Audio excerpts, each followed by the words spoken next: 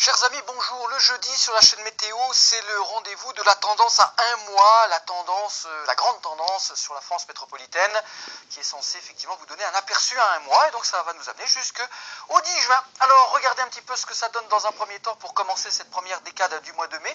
Il ne vous aura pas échappé que ça tourne effectivement à l'orage, un temps qui devient orageux sur toute la France.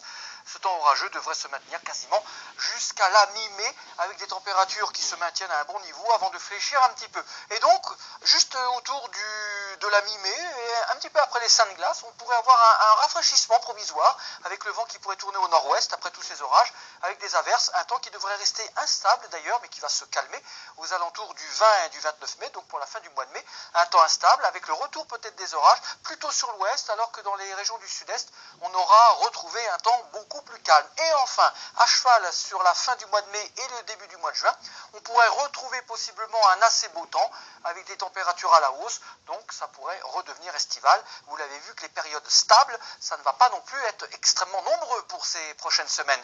On récapitule, fiabilité moyenne. Effectivement, avec les orages, on ne peut pas vraiment être fiable à 100%, et même pour la fin du mois et début juin, avec cette possible belle période chaude, je ne vous ai mis que 60%. Quant aux températures, là, on va partir d'assez haut, aussi bien sur la moitié nord que sur la moitié sud, surtout au nord-est d'ailleurs, puisqu'au sud, on aura davantage d'orages.